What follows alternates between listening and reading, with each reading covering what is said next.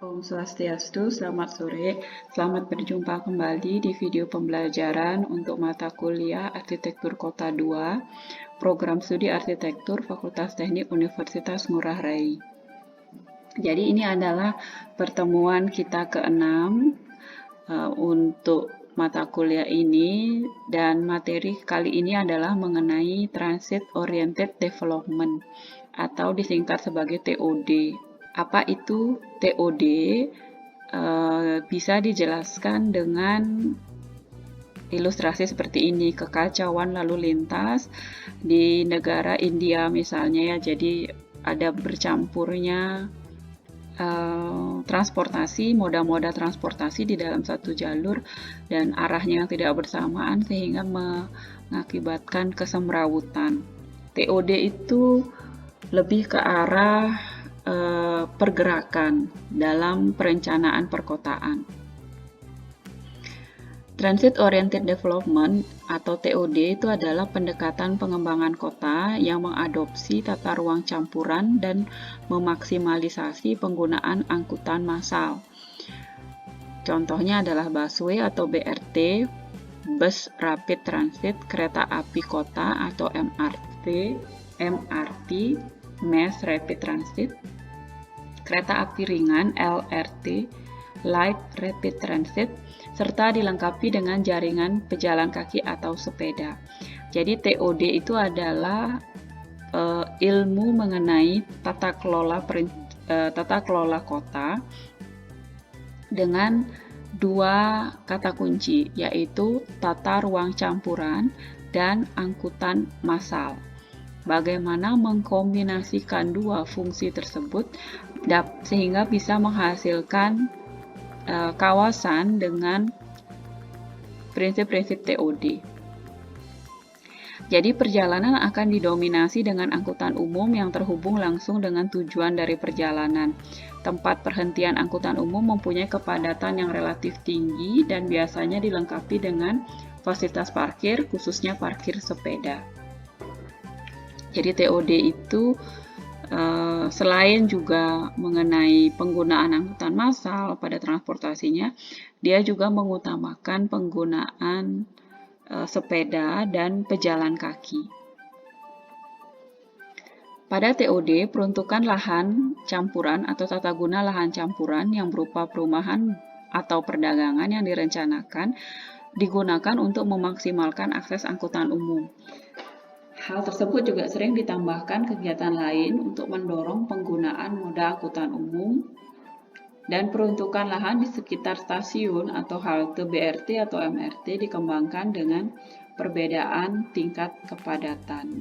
Ada variasi kepadatan tergantung apakah stasiun itu melayani BRT atau MRT. Tentu saja yang lebih tinggi, yang lebih banyak dilayani itu adalah MRT dibandingkan BRT.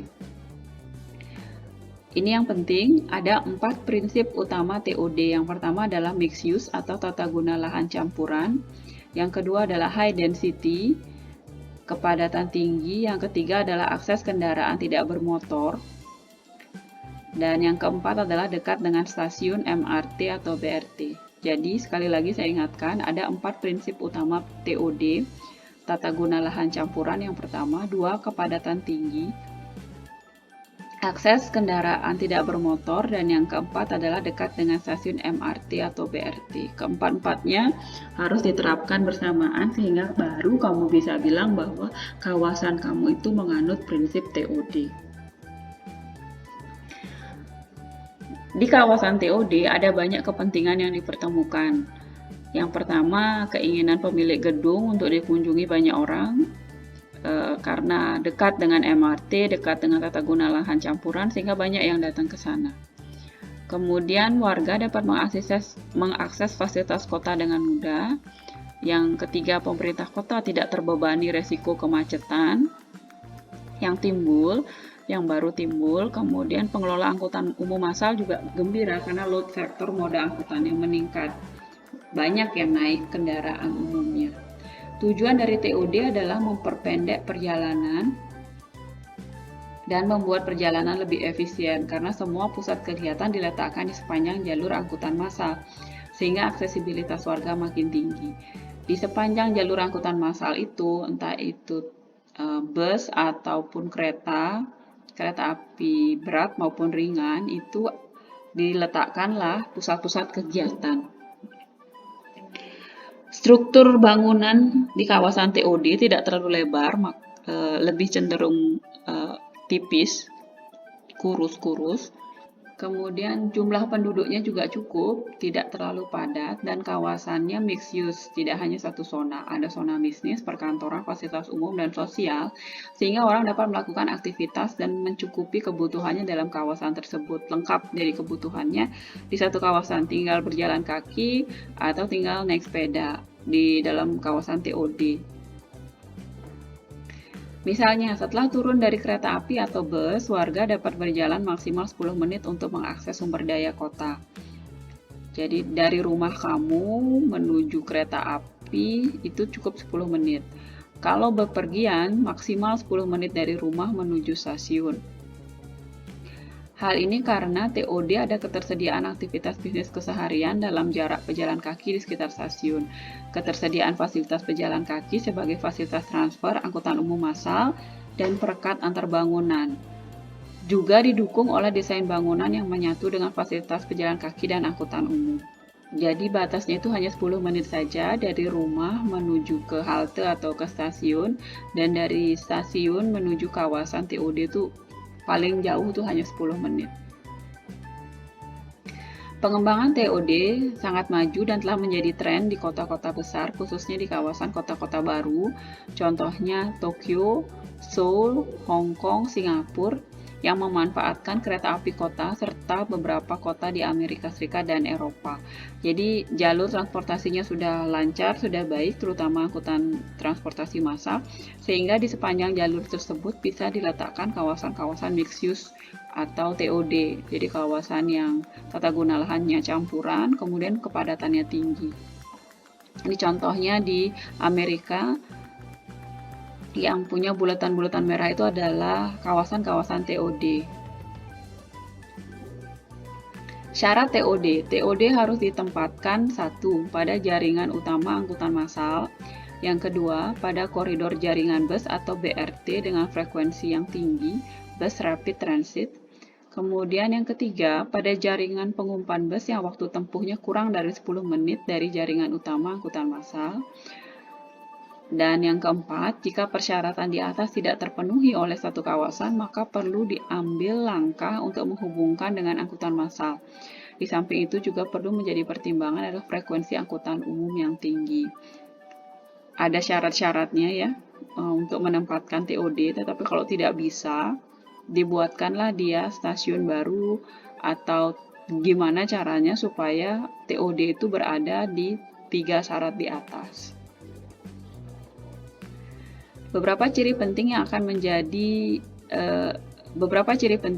terjadi setiap pengembangan TOD. Yang pertama adalah akan adanya penggunaan ruang campuran yang terdiri dari permukiman, perkantoran, dan fasilitas pendukung. Yang kedua, kepadatan yang penduduknya yang akan jadi tinggi ditandai dengan bangunan apartemen atau kondominium. Lalu tersedia fasilitas perbelanjaan, adanya fasilitas kesehatan, adanya fasilitas pendidikan, adanya fasilitas hiburan, fasilitas olahraga, dan perbankan. Semuanya ada di kawasan-kawasan TOD ataupun pengembangannya. Ada beberapa manfaat konsep pembangunan berbasis TOD. Yang pertama, penurunan penggunaan mobil pribadi dan mengurangi pengeluaran keluarga untuk biaya transportasi. Yang kedua, peningkatan jumlah pejalan kaki dan pengguna transportasi transit sehingga akan menjadi gaya hidup yang sehat. Kapan terakhir kali kamu berjalan kaki 10.000 langkah misalnya? Orang Indonesia itu memang yang paling sedikit berjalan karena kita terbiasa gaya hidup kita dibantu oleh transportasi mekanis. Yang ketiga, menghidupkan kembali kawasan pusat kota dan meningkatkan intensitas serta densitas pembangunan di sekitar area transit. Yang keempat, meningkatkan penjualan properti di sekitar transit. Yang kelima, meningkatkan kesempatan bagi berbagai kegiatan dan fungsi di sekitar transit. Yang keenam, mengurangi polusi dan kerusakan atas lingkungan karena penggunaan kendaraan ataupun karena pembukaan lahan baru. Jadi karena dia TOD itu memadatkan kepadatan kota di satu titik saja sehingga kotanya tidak tumpah keluar, tidak sprawling ya. Ini yang ketujuh, mengurangi peluang terbentuknya urban sprawl, membuka peluang lebih pengembangan bentuk-bentuk kota kompak. Dan yang kedelapan, tentu saja lebih murah jika dibandingkan dengan membangun jalan, membangun infrastruktur, jaringan jalan keluar itu lebih mahal dibandingkan ketika kamu harus membangun high-rise building pada pusat-pusat perkotaan. Ketergantungan terhadap kendaraan pribadi cenderung meningkat pada kota-kota besar di Indonesia karena pilihan moda pribadi telah meningkat menjadi 80%. Kalau dulu di tahun 80-an di Jakarta itu masih 50% tingkat ketergantungan warga pada kendaraan pribadinya. Apalagi sekarang jumlahnya terus bertambah pada saat COVID. Ketika penggunaan moda-moda transportasi umum dikurangi karena dikhawatirkan menjadi klaster baru penyebaran penyakit. Berdasarkan penerapan TOD di beberapa kota besar menunjukkan penurunan ketergantungan terhadap kendaraan pribadi karena ada pilihan kendaraan umum yang cepat, murah, dan mudah. Hanya dengan berjalan kaki, menggunakan kendaraan umum atau bersepeda, tidak perlu repot mencari tempat parkir, membayar biaya parkir yang tinggi, dan biaya operasional yang tinggi pula. Salah satu cara mudah untuk membuat orang males naik kendaraan pribadi itu sebenarnya adalah menaikkan biaya parkir. Tapi ketika dinaikkan biaya parkir, biasanya sudah banyak protes ya, anggota dewan lah, dan demo besar-besaran dan lain sebagainya. Padahal tujuannya baik, membuat kita males naik kendaraan pribadi sehingga kita pakai kendaraan umum. Sehingga kalau menaikkan biaya parkir, sebaiknya ditunjang juga dengan transportasi atau infrastruktur transportasi yang mendukung.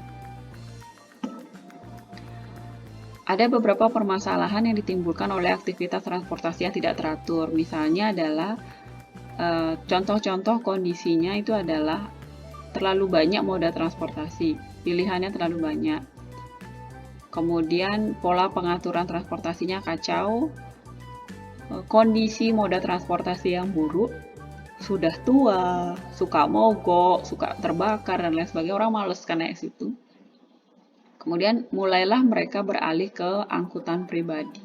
Ini dilema di Denpasar seperti ini ya, angkutan pribadi, angkutan umumnya sudah tidak diremajakan, sehingga lebih banyak yang menggunakan kendaraan pribadi.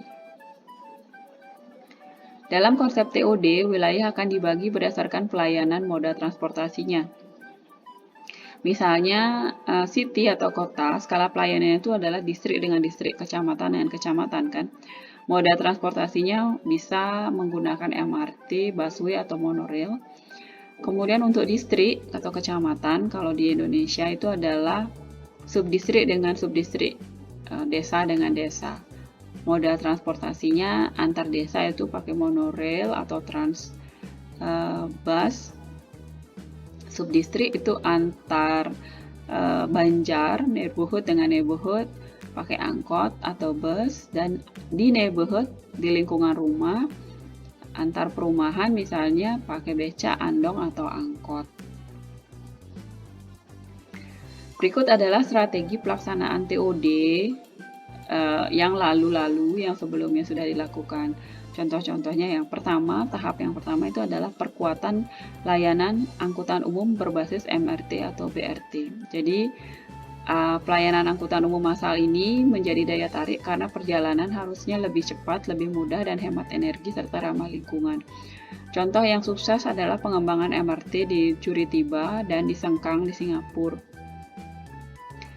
Jalur Mass Rapid Transit ini adalah tantangan bagi arsitek yang diminta untuk mengintegrasikan stasiun transit dengan desainnya. Namun pengembangan harus dijaga agar tidak menimbulkan pemekaran atau sprawling. Contohnya adalah Inggris itu membangun green belts atau jalur hijau sepanjang kawasan agar perkotaannya tidak lebih luas dari 16.000 km persegi. Kenapa perkotaan itu tidak diizinkan untuk sprawling? Karena akan menghabiskan biaya yang lebih banyak lagi ketika dia harus membangun infrastruktur meluas ya. Salah satu persoalannya itu adalah soal keuangan nantinya. Jadi yang pertama harus dilakukan ketika mau melaksanakan TOD itu adalah memperkuat pelayanan umum dulu. Ilustrasinya seperti ini yang di atas. Di Curitiba dia pakai dia pakai BRT. Yang di bawah ini adalah aksesnya, akses kotanya juga. Disebutkan bahwa ini bulat-bulat ini adalah kota-kota satelit. Jadi warna busnya itu berbeda-beda. Misalnya bus ekspres itu dari kota satelit satu ke kota satelit di seberang yang tidak harus melalui lingkar luar. Kemudian ada yang langsung titik-titiknya. Ada bus-bus pengumpan yang warna hijau. Kemudian yang warna kuning ini untuk pekerja ulang-alik yang bolak-balik ya, komuter. Tergantung jadi bentuk busnya, warna busnya itu tergantung pusat-pusat pelayanan yang dia harus lalui. Jadi semakin besar tentu saja busnya juga semakin besar dan seterusnya. Ini Central Park di New York juga punya sistem TOD yang baik. Langkah kedua itu adalah melakukan penataan tata guna lahan. Pendekatan perencanaan perkotaan menuju pada pembentukan kepadatan dan penggunaan bersama untuk mendapatkan kembali ruang untuk pejalan kaki dan sepeda, dengan tujuan untuk mengalihkan permintaan ke moda kendaraan tidak bermotor. Yang kedua yang harus dilakukan itu adalah tidak membangun jalan, tetapi memperbaiki jalur pedestrian, jalur sepeda agar makin menggairahkan orang-orang untuk berjalan kaki atau naik sepeda. Menciptakan kepadatan dan fungsi bersama di daerah-daerah subperkotaan yang luas dan akan mengarah kepada subpusat di mana terjadi banyak aktivitas dan kebutuhan sehari-hari masyarakat. Contohnya adalah perkantoran, permukiman, pendidikan, hiburan, fasilitas publik, pusat perbelanjaan, dan seterusnya. Sub-sub pusat ini memiliki prioritas paling tinggi untuk dihubungkan dengan pusat bisnis dan diantaranya dengan skema mass rapid transit seperti kereta ringan atau MRT atau jalur BRT.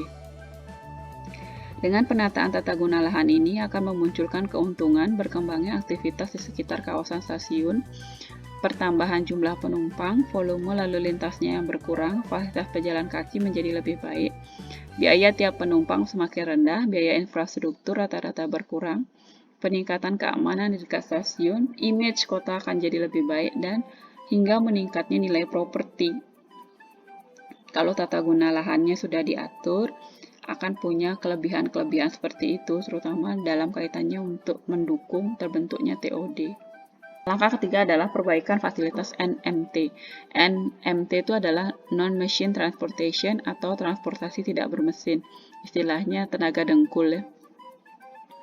Mobilitas warga kota akan ditingkatkan dengan penerapan konsep pejalan kaki yang intensif dengan menyediakan trotoar yang luas, nyaman, ya, tidak panas atau aman dari mobil, serudukan mobil dan seterusnya, terlindung dan aman dari banjir. Kemudian akan ditingkatkan lagi pada masa mendatang, berpindah dari satu gedung ke gedung lainnya sepanjang atau melalui kota-kota modern di Indonesia yang akan memiliki ruang publik di tingkat 2 atau tingkat 3 yang berada di atas jalan ketika jalan-jalannya penuh sesak dan rawan banjir. Bisa saja ada ruang-ruang terbuka, ruang-ruang publik yang ada di lantai atas, dan ruang-ruang publik itu kan perlu penghubung itu adalah pejalan kaki. Jalan-jalan itulah yang akan nanti mungkin antar gedung, jadi jalannya itu tidak di atas tanah tapi di lantai 2 dan lantai 3. Alun-alun kota dan tempat-tempat semi publik pada beberapa tingkat terlindungi landscape yang lebih tinggi atau taman gantung akan menjadi fitur arsitektur yang terkenal untuk pusat kota karena mampu menghubungkan bangunan dengan masyarakat, jalan, dan struktur lingkungan. Tahap keempat adalah investasi lahan untuk TOD. TOD tentu saja memerlukan lahan dan kawasan yang perlu pembebasan atau bahkan perlu tempatnya baru sekali. Pada perkembangan selanjutnya, kontribusi sektor swasta dan publik ditingkatkan dengan mendekatkan akses transportasi umum yang berada di sepanjang koridor dan stasiun moda transportasi. Investor akan setuju untuk menyediakan tambahan dana karena membuat gedung mampu menghasilkan lebih dengan terciptanya gedung dengan transit massal. Ada kereta dan ada pejalan kaki di sana.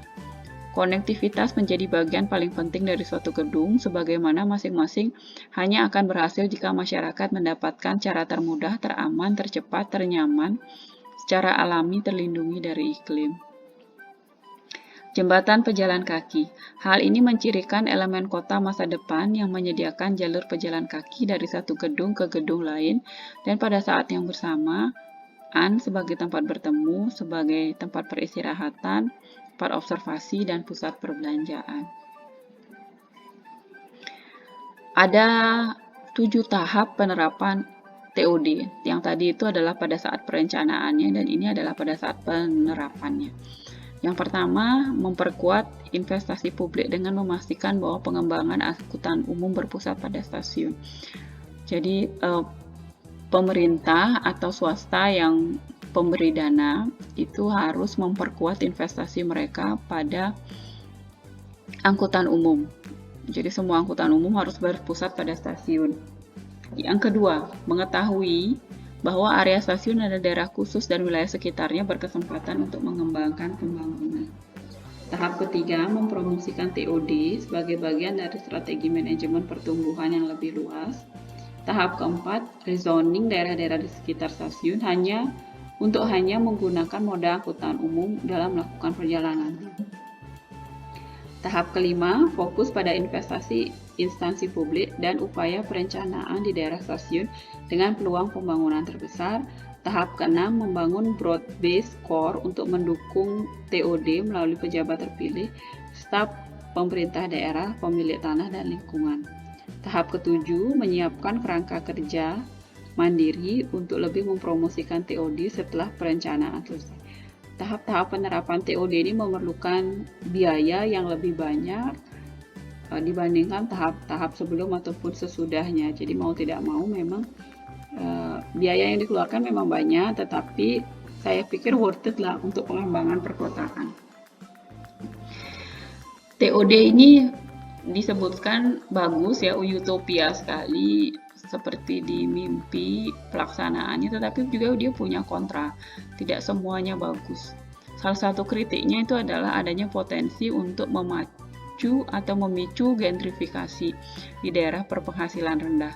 Akan muncul kegiatan-kegiatan, fungsi-fungsi baru di daerah-daerah berpenghasilan rendah. TOD dapat meningkatkan biaya perumahan dari lingkungan yang sebelumnya terjangkau menjadi tidak terjangkau bagi mereka, sehingga penduduk berpendapatan rendah makin menjauh dari daerah TOD, padahal tujuan TOD itu untuk membantu penduduk berpenghasilan rendah. Tapi karena biayanya lebih mahal, mereka mundur ke daerah pinggiran, sehingga ketika mereka punya uang, yang mereka lakukan adalah membeli kendaraan karena rumahnya jauh dari kawasan TOD. Beli kendaraan sehingga dia menjadi macet lagi kotanya. Jadi siklusnya terulang seperti itu. Oke. Demikian materi saya mengenai TOD hari ini. Semoga menginspirasi kalian. Jangan lupa tugasnya dikerjakan supaya nanti pada saat pelaksanaan UTS menjadi lebih ringan. Demikian dari saya, sampai ketemu lagi. Om Santi Santi Santi Om.